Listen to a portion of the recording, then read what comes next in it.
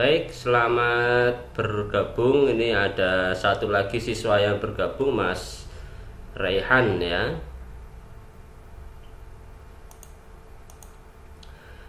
Kita mulai ya anak-anak ya. Bismillahirrahmanirrahim. Assalamualaikum warahmatullahi wabarakatuh.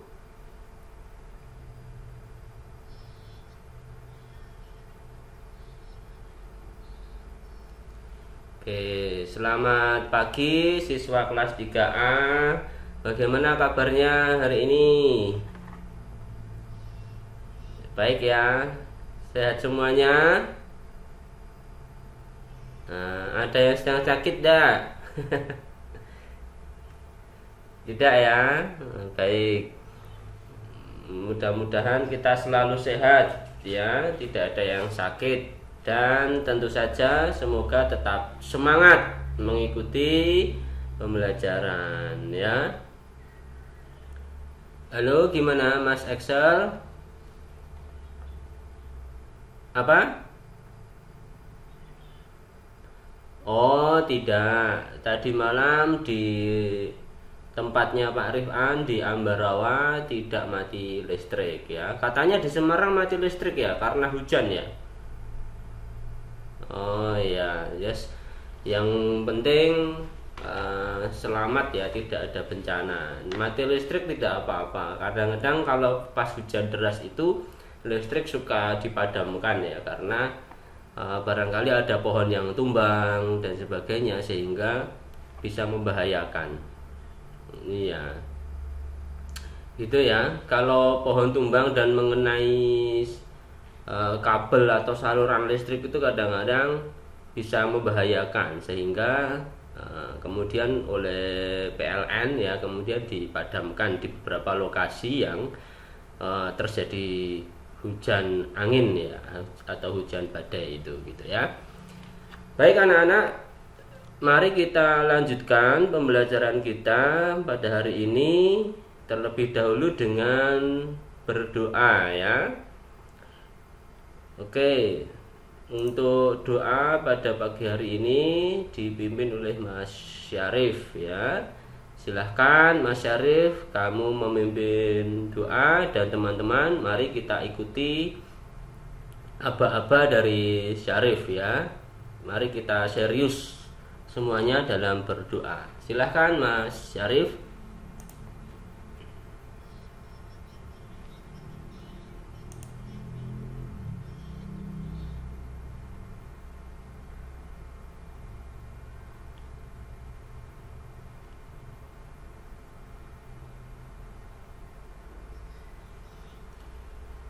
Baik.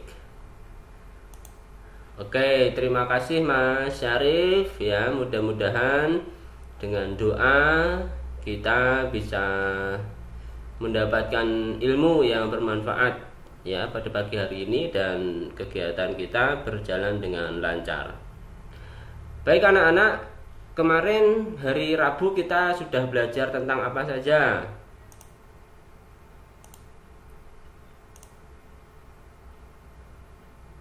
Ada yang masih ingat?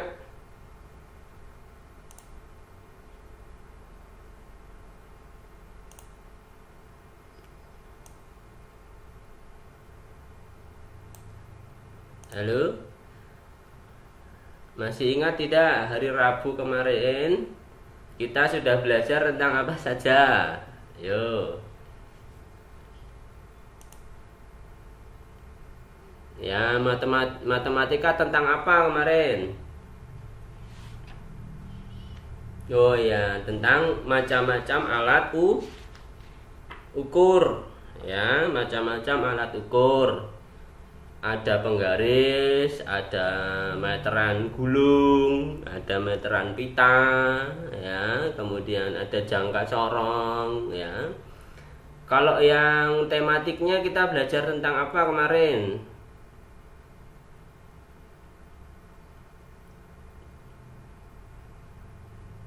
Tentang apa itu benda ya.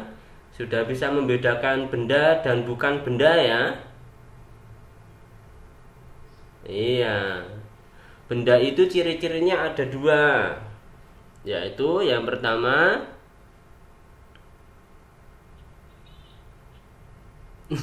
bukan, itu kan jenis-jenis benda. Benda mati itu jenis-jenis benda ya. Ada benda mati dan benda hidup. Ya, yang benda hidup itu disebut makhluk hidup. Ya, ada manusia, hewan, tumbuhan. Selain makhluk hidup, ada benda mati. Nah, sekarang ciri-ciri benda itu ada dua. Yaitu apa? Anak-anak, masih ingat tidak? Ya, benda hidup dan benda mati itu memiliki ciri tertentu ya, sehingga dia disebut benda. Nah, jadi benda itu adalah kalau dia menempati ruang. Nah, itu namanya benda. Satu, menempati ruang, dan yang kedua memiliki massa. Sip. Nah, sudah ingat semuanya ya. Kalau menempati ruang dan memiliki massa, itu berarti bisa dikatakan sebagai sebuah benda. Ya. Kalau cahaya itu kan tidak memiliki massa atau tidak memiliki berat. Jadi cahaya bukan merupakan benda. Bukan merupakan benda, ya. Kemudian panas, dingin, itu juga tidak memiliki massa, tidak menempati ruang. Jadi panas, cahaya, suara itu bukan merupakan sebuah benda. Oke. Kemarin setelah belajar pembelajaran 1, Pak Rifan juga mengirimkan petunjuk di Google Classroom dan di WA ya, tentang pembelajaran 2 halaman 11 sampai halaman 15. Apakah sudah kalian baca kemarin? Sudah ya? Iya. Sudah ya? Oke. Di pembelajaran 2 itu ada bahan-bahan penyusun benda ya. Ada bahan kayu ya, yang memiliki sifat tertentu ya. Ya, oke. Kayu itu sifat-sifatnya adalah dia keras ya, tahan lama, bagus. Apalagi mudah dibentuk ya, bisa dibentuk ya. Kemudian dari sifat-sifat itu kita bisa kelompokkan apakah keunggulan kayu, apakah kelemahan kayu, begitu ya. Apakah kayu itu tahan air? Nah, itu di situ sudah kita pelajari bersama ya. Selain itu, kita juga sudah belajar tentang musyawarah di halaman 14 dan halaman 15. Sudah dibaca belum? Sudah ya? Ya, sekarang Pak Rifan mau bertanya kepada kalian, apakah ada di antara kalian yang tahu apa yang dimaksud dengan musyawarah? Yuk,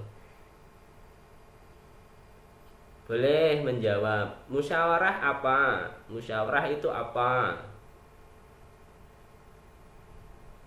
Ada? Musyawarah itu disebut juga dengan berembuk atau rembugan atau rapat. Nah, apa itu musyawarah? Atau tujuannya wis, tujuan musyawarah itu apa? Untuk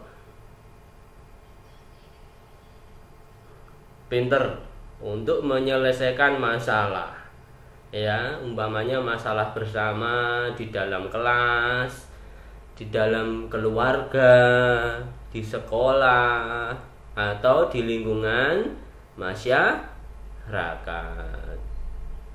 Itu ya. Itu namanya musyawarah.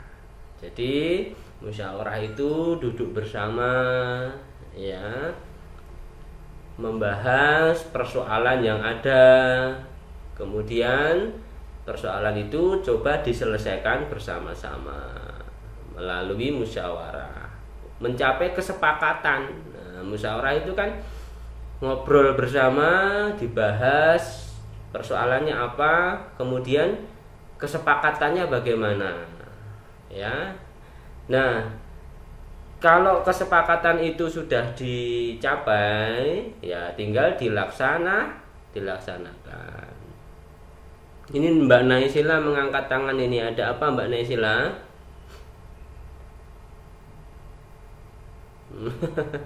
Oke. Baik, kalau di halaman 14 itu ada cerita atau teks berjudul Menyelamatkan Hutan. Apakah sudah kalian baca? Sudah ya? Ya, teks itu ada berapa paragraf anak-anak? Apakah ada 2 paragraf? Halaman 14, teks berjudul Menyelamatkan Hutan. Itu ada berapa paragraf? Pinter tadi, siapa yang menjawab 4 tadi? Iya. Teks itu ada 4 paragraf. Paragraf pertama, warga desa Sukaraja sampai akibatnya sekarang hutan menjadi rusak. Itu paragraf pertama. Paragraf kedua dimulai dari kata dampak rusaknya hutan. Nah, itu sampai dilanda banjir, itu paragraf kedua. Yang paragraf ketiga yang mana? Pinter. Sampai terjadi itu ya, kepala desa Sukaraja sampai permasalahan yang terjadi, itu paragraf yang ketiga, ya. Dan paragraf yang keempat atau paragraf terakhir, seluruh warga sampai hutan yang rusak. Sudah paham ya paragraf ya? Oke, dari teks itu kalau sudah kita baca, ya, kita bisa menjawab pertanyaan 1 sampai 5 di halaman 15. Masalah apa yang dialami warga desa Sukaraja?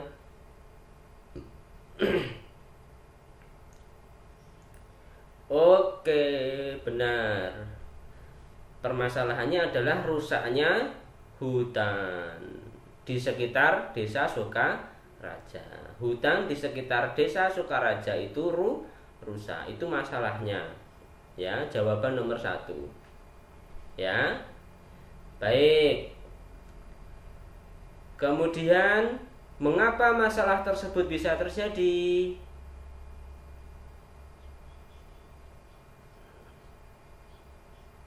Oh iya, nomor 2, penyebab masalah itu adalah beberapa tahun belakangan warga banyak menebang pepohonan di hutan untuk diambil kayunya.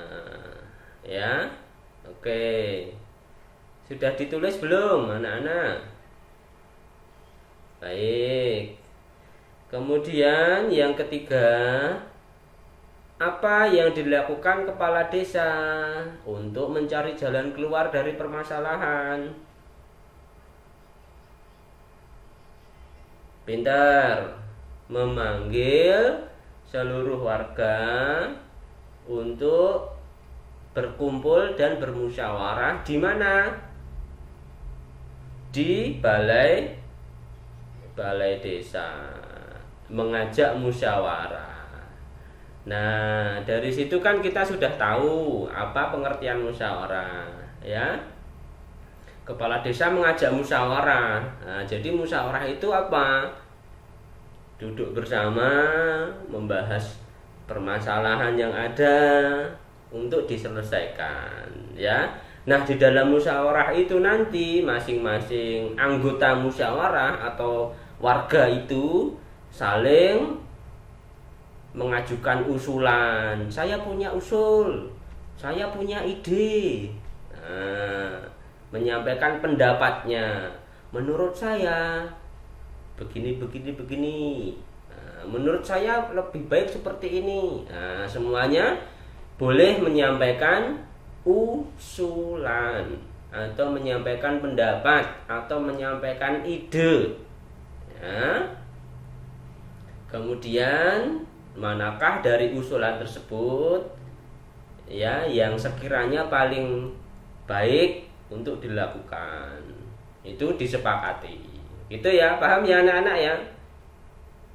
Oke, berarti musyawarah yang dilakukan di dalam teks tersebut itu musyawarah di lingkungan masyarakat ya, masyarakat desa Sukaraja. Oke, sekarang yang pertanyaan nomor 4 ya, apa hasil musyawarah itu? Hasil musyawarah tersebut bagaimana?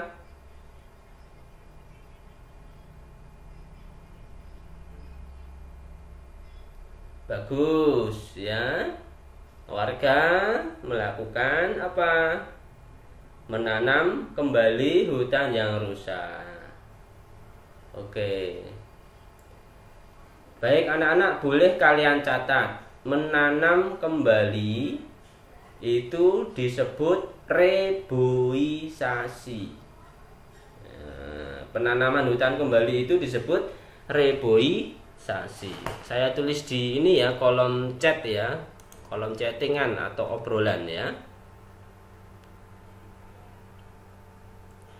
Oke, reboisasi. Nah, ini disebut reboisasi. Penanaman hutan kembali yang sudah rusak ya. Ini bisa kalian lihat ya di kolom chat ya. Ya.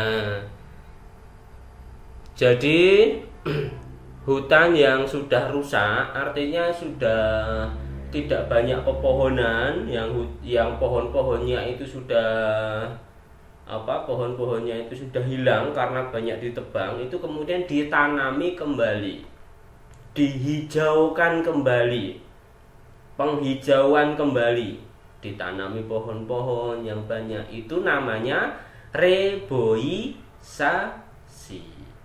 ya. Jadi nanti kalau ada soal yang mengandung kata reboisasi, jangan bingung ya. Sekarang kalian sudah tahu apa itu reboisasi.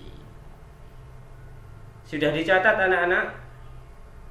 Ya, reboisasi, penanaman kembali hutan yang sudah rusak. Penanaman kembali hutan yang sudah rusak. Oke. Sekarang pertanyaan yang terakhir, apakah semua warga menerima hasil musyawarah? Iya, semuanya menerima hasil musyawarah. Tandanya apa? Tanda bahwa warga itu menerima hasil musyawarah itu apa tandanya? Warga melaksanakan keputusan hasil musyawarah, dilaksanakan bersama, itu tandanya warga menerima.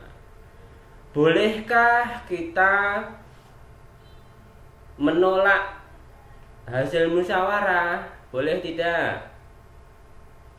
Tidak boleh ya. Kalau sudah disepakati bersama ya kita harus menerima ya. Kalau sebelum disepakati kita boleh menyampaikan usulan ya, tapi kalau sudah diputuskan oleh pemimpin musyawarah ya, semua peserta musyawarah, semua warga harus menerima dan melaksanakan keputusan musyawarah tersebut. Paham ya anak-anak ya? Ya. Jadi menerima keputusan musyawarah ya, melakukan musyawarah Itu merupakan pengamalan Pancasila, sila yang keberapa anak-anak?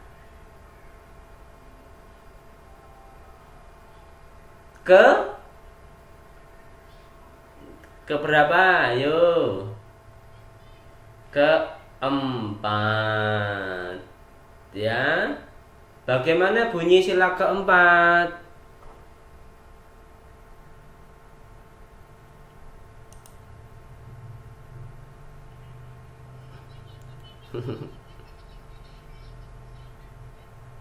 Iya. Kerakyatan yang dipimpin oleh hikmat kebijaksanaan dalam permusyawaratan. Nah, permusyawaratan itu ya. Jadi kalau ada hubungannya dengan musyawarah ya, itu merupakan pengamalan sila yang keempat. Ya.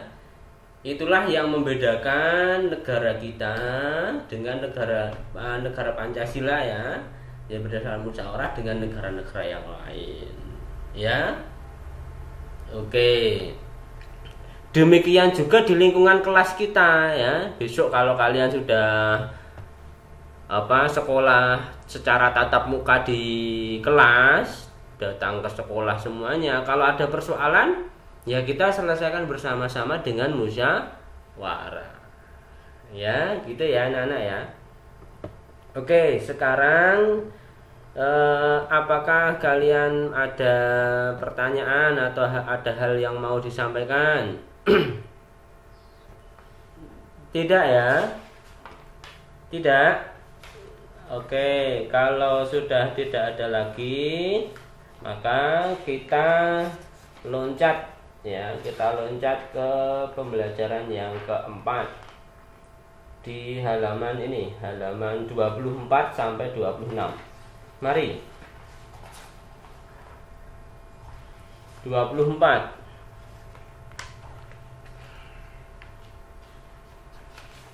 Sudah? Sudah anak-anak? Oke.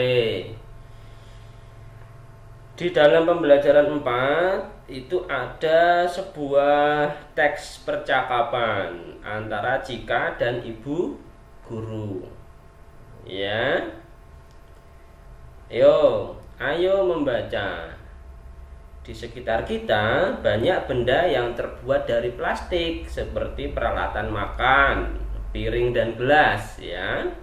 Peralatan mandi, ember dan gayung ya. Tempat sampah, botol minuman, jas hujan dan kantong plastik. Sama seperti bahan lainnya, plastik juga memiliki kelebihan dan kekurangan. Plastik ya, kelebihannya banyak sekali, tapi kekurangannya juga ada banyak ya. Apakah kelebihan dan kekurangan plastik? Nah, mari kita baca teks percakapan antara Cika dan ibu guru ya. Ini ada ibu guru, ada Danu, ada Cika. Ya, saya ingin siapa yang mau menjadi ibu guru? Yang perempuan. Yang perempuan siapa yang mau jadi ibu guru ini membacakan percakapannya? Mbak Inara ya. Oke, Mbak Inara sebagai ibu guru. Kemudian yang jadi Danu siapa? Laki-laki.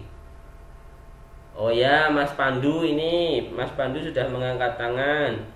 Mas Syarif jadi murid-murid. Ya. Ibu gurunya Inara, murid-muridnya Mas Syarif.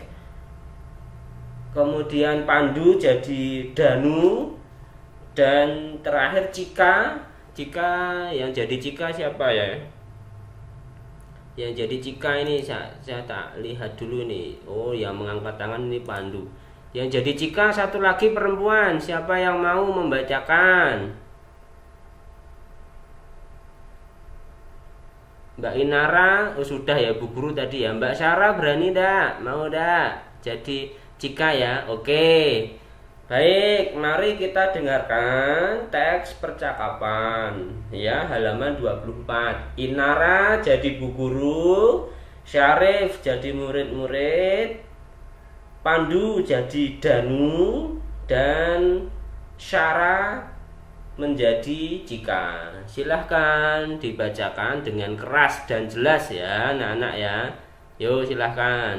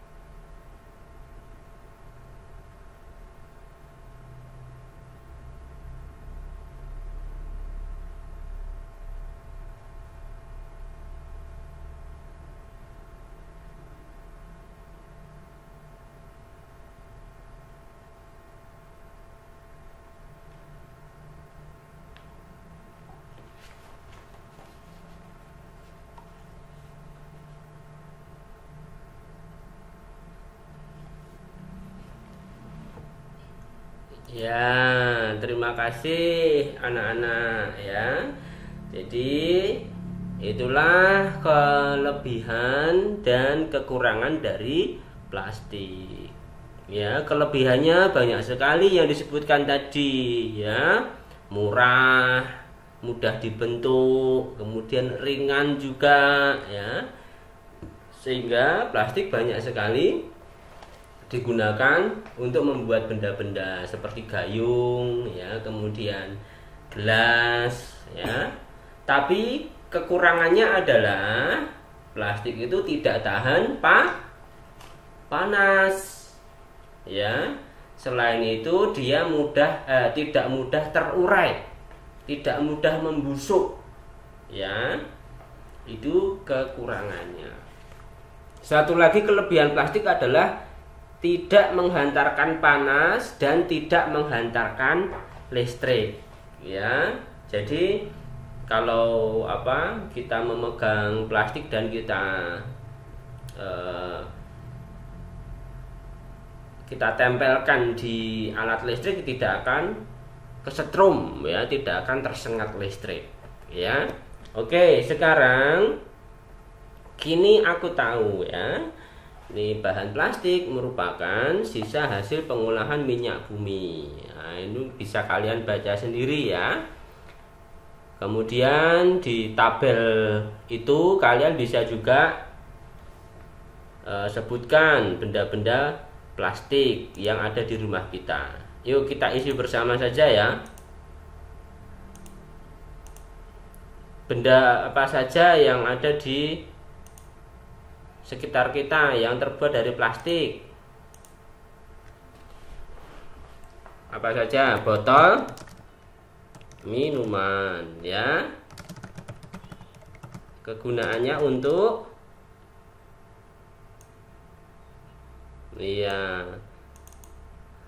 untuk tempat air minum ya. Ya, oke. Apalagi remote TV. Terus yang terbuat dari plastik lagi apalagi?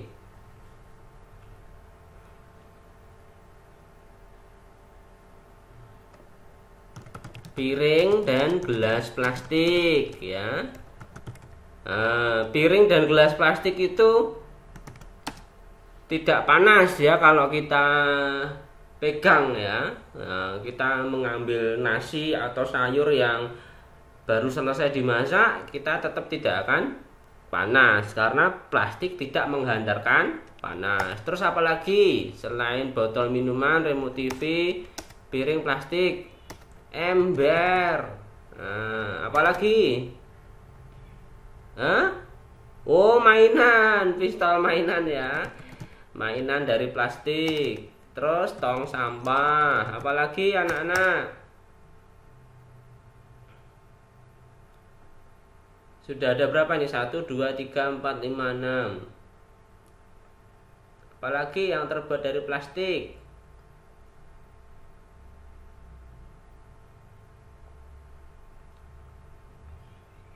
Celengan ya. Bisa kalian tuliskan di tabel ya. Apa anak-anak? Tempat tisu ya. Tempat tisu. Nah, ini kalian bisa tuliskan semuanya ya. Oke. Oke, yuk sudah ya. Sekarang kalau sudah kalian tuliskan, kita lanjutkan lagi ya. Ini. Nih, kita lanjutkan lagi ya. Saya akan memutarkan video untuk kalian ya. Sebuah video untuk kalian. Silakan dimatikan dulu mikrofonnya semuanya.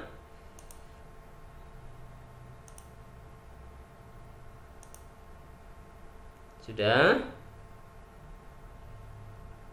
Ya. Kalian bisa simak video berikut ini ya.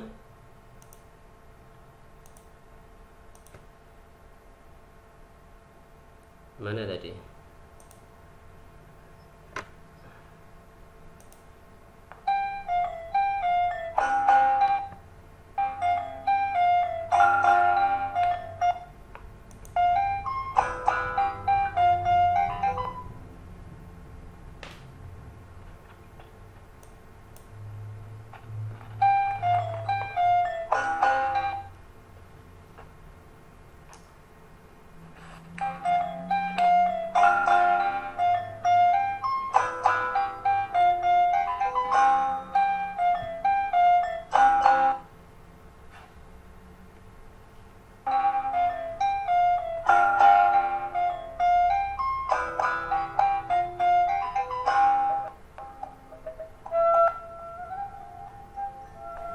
Assalamualaikum warahmatullahi wabarakatuh. Plastik memiliki banyak sekali keunggulan.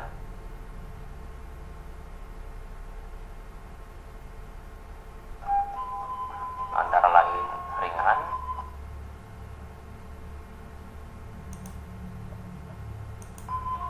mudah dibentuk, tidak mudah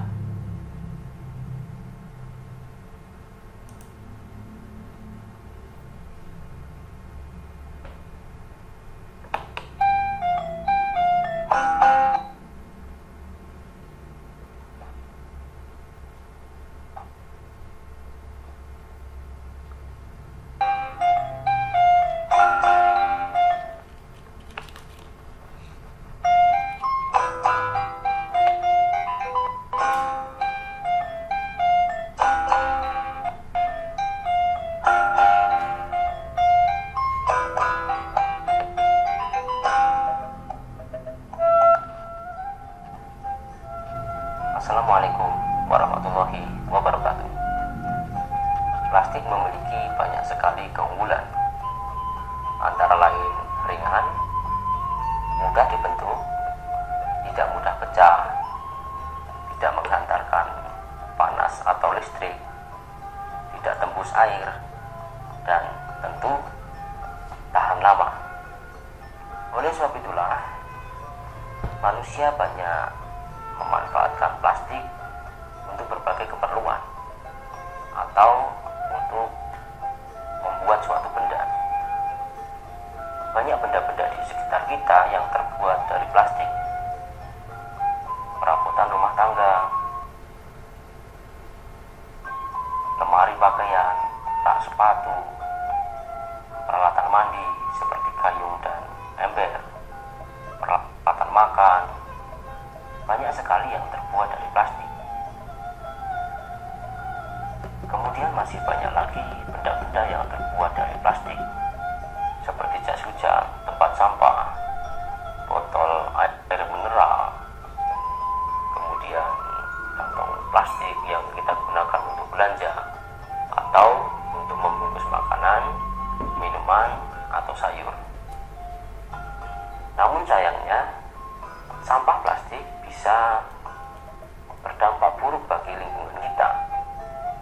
Hal itu karena sampah plastik sangat sulit untuk terurai di alam. Dibutuhkan waktu puluhan hingga ratusan tahun agar sampah plastik ini bisa terurai di dalam tanah.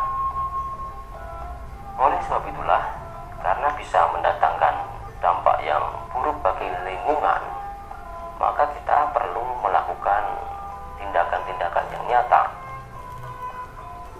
Meskipun tidak bisa menghilangkan penggunaan plastik secara menyeluruh, secara total, namun setidaknya kita bisa mengurangi dampak buruk tersebut dengan menerapkan prinsip 3R.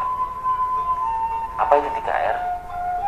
Bersama Pak Rifan, mari kita pelajari tentang 3R. Jangan lupa berdoa sebelum belajar.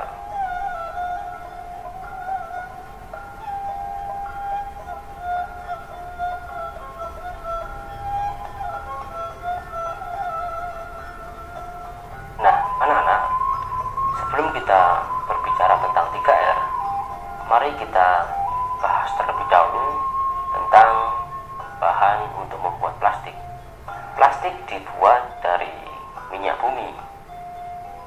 Minyak bumi kita tahu juga digunakan untuk membuat bensin dan solar. Nah, di alam ini tidak ada bakteri yang bisa mengurai bahan kimia yang menyusun plastik tersebut. Penguraian plastik di alam terjadi melalui radiasi sinar matahari, panas, kelembapan, dan tekanan yang ada di dalam bumi dalam waktu yang sangat lama. Nah, sampah plastik yang dibuang atau ditimbun di dalam tanah bisa menyebabkan polusi atau pencemaran tanah. Selain itu, sampah plastik juga bisa mengurangi tingkat kesuburan tanah. Hal itu dikarenakan adanya sampah plastik menyebabkan air dan mineral tidak dapat menembus tanah. Akar tanaman pun tidak bisa menembus tanah untuk mencari mineral dan air karena terhalang sampah plastik tersebut. Maka akibatnya tumbuhan bisa mati. Sampah plastik yang dibuang ke perairan juga dapat menyebabkan terjadinya pencemaran air yang membahayakan makhluk hidup yang ada di air. Nah, sekarang mari kita bahas tentang 3R. Apa itu 3R? 3R adalah kepanjangan dari reuse, reduce, dan recycle. Reuse artinya menggunakan kembali plastik yang kita punya. Misalnya, ketika kita berbelanja ke supermarket atau ke pasar, kita gunakan plastik yang sama dengan yang kita pakai berbelanja pada hari sebelumnya. Sedangkan reduce artinya adalah mengurangi penggunaan plastik.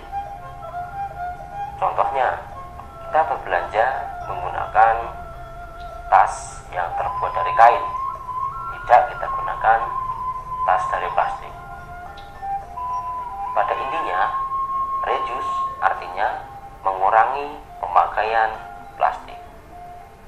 Sedangkan recycle artinya adalah mendaur ulang sampah plastik menjadi sebuah barang yang baru.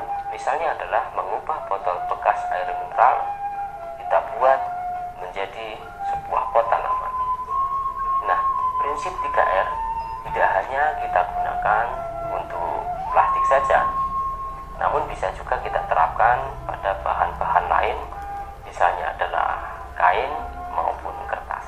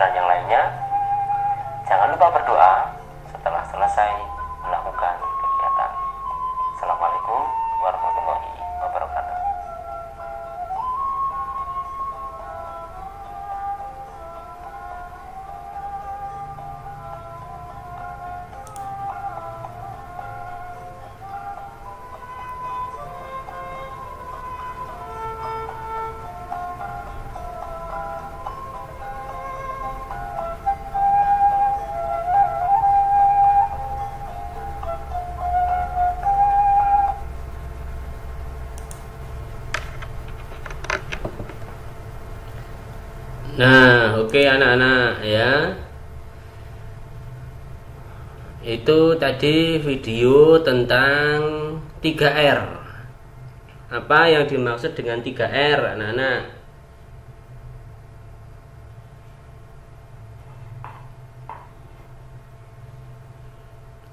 Apa yuk yang dimaksud dengan 3R?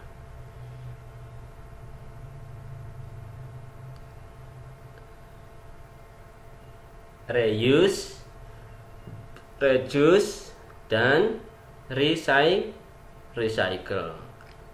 Ya. Kalau ada yang menemukan istilah lain selain 3R, itu ada yang menemukan istilah 4R. Ya, kalau 4R itu ditambah satu lagi, yaitu repair. Ya, repair itu artinya adalah memperbaiki ya, yang sudah rusak. Ya, saya tuliskan di ini ya, di papan tulis ya, ini. Mana tadi? Nah, ini. Oke. Kita tuliskan di sini ya. Ya. Terlihat ya anak-anak ya, papan tulisnya ya. Oke, itu tadi 3R ya. 3R itu artinya adalah reuse, reduce, dan recycle. Ya. Recycle. Pak, tapi ada yang bilang 4R, Pak. Nah, kalau 4R itu ditambah satu lagi. Recycle dan satu lagi repair ya. Nah, kalau reuse tadi ya, kalau reuse itu apa? Menggunakan kembali ya. Kalau menggunakan kembali ya berarti misalnya tadi plastik tadi ya. Nah, kalau kemarin kita menggunakan plastik untuk berbelanja dan plastiknya masih bagus, masih bersih, kita gunakan kembali. Kita bisa gunakan kembali, tidak usah beli lagi. Nah, itu namanya reuse ya. Kalau reduce artinya apa? Mengurangi. Iya, mengurangi penggunaan plastik. Iya. Kita berbelanja tidak usah pakai kantong plastik ya, tetapi kita gunakan kantong kain misalnya ya. Kalau di Indomaret itu misalnya ya, itu kan disediakan atau apa ya, atau Alfamart itu atau dimanapun itu kita gunakan kantong dari kain ya, atau tas kain. Nah, kalau recycle artinya apa tadi? Recycle? Iya, mendaur ulang plastik. Nah, contohnya apa? Mendaur ulang itu ya, botol-botol bekas. Iya. Kita membuat ya pot tanaman dari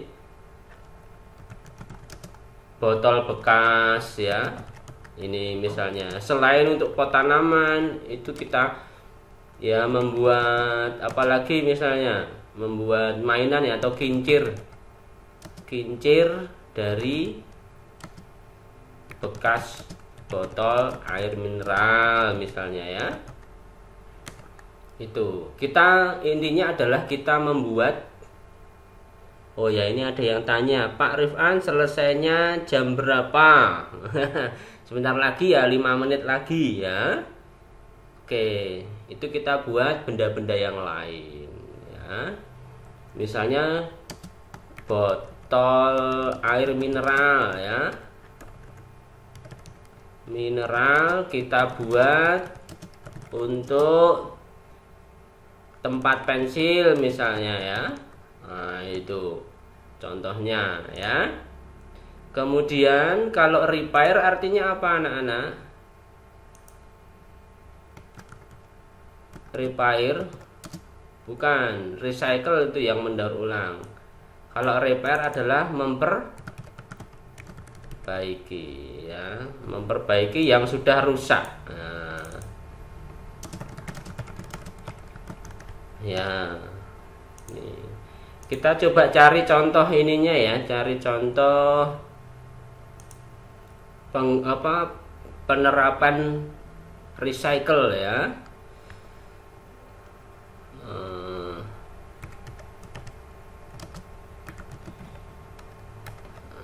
Ini misalnya ya, ini artinya ini botol bekas ya, botol bekas kita gunakan untuk sesuatu yang lain. Nah ini misalnya ya,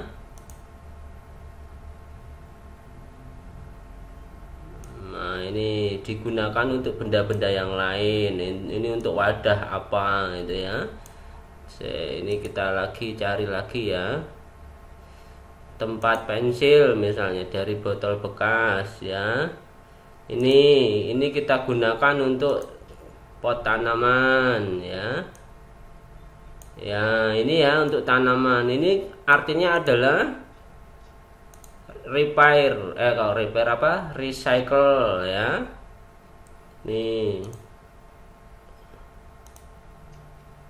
ya, anak-anak ya, lihat, bisa terlihat ya. Ya, terlihat ya anak-anak ya.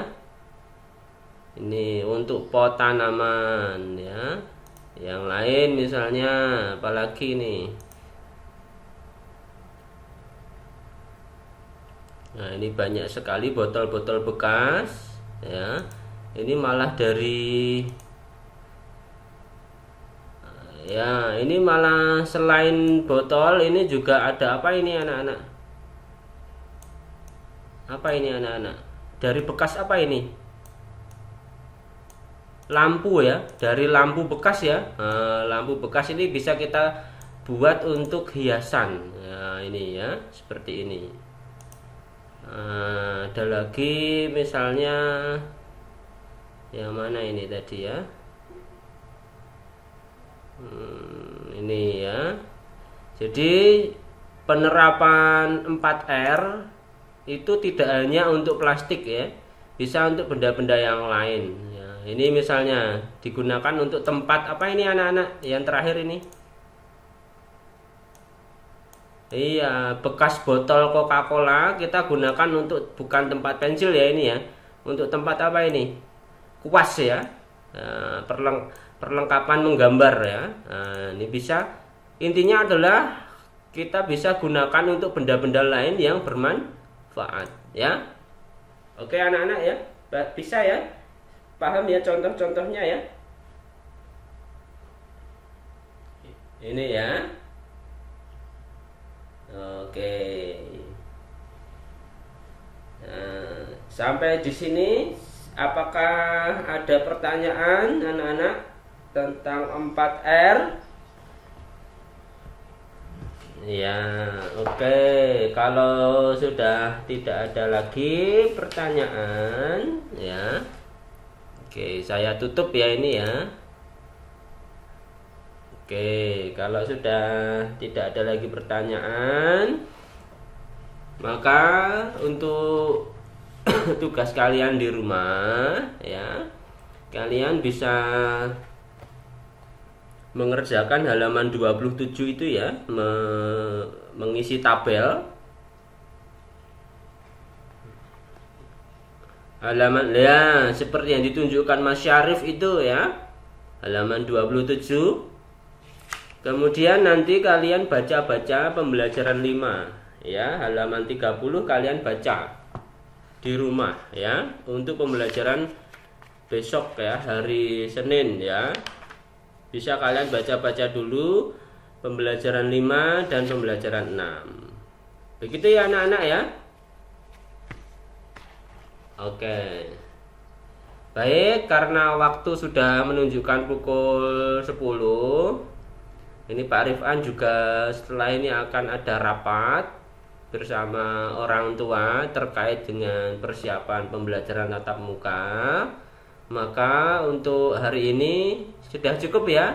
Nanti kalau ada yang belum paham, kalian bisa bertanya ya, atau berdiskusi dengan teman-temannya ya. Tidak harus ke Pak ya, tidak harus ke Pak Rifan, tapi kalian bisa bertanya kepada teman juga ya. Misalnya Mas Pandu telepon Mas Excel ya, Kaila telepon Kirana ya, Raihan telepon ke Naisila misalnya ya. Bisa ya. Renata tanya ke Inara, ke Syara, ke Reski ya. Itu ya anak-anak ya. Ya, kita akhiri pembelajaran hari ini. Ya. Oke, kita sudah selesai untuk pembelajaran hari ini, dan untuk mengakhirinya kita berdoa bersama-sama dipimpin oleh Mas Pandu ya. Silahkan teman-teman dimatikan dulu mikrofonnya. Kita dengarkan aba-aba dari Mas Pandu untuk berdoa bersama. Silahkan Mas Pandu.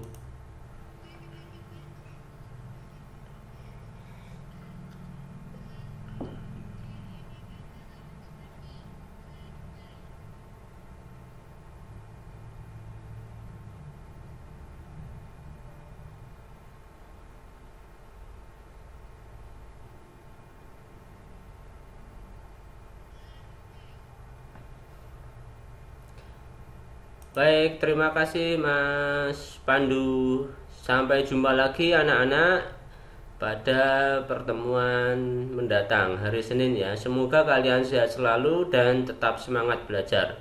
Assalamualaikum warahmatullahi wabarakatuh. Dadah.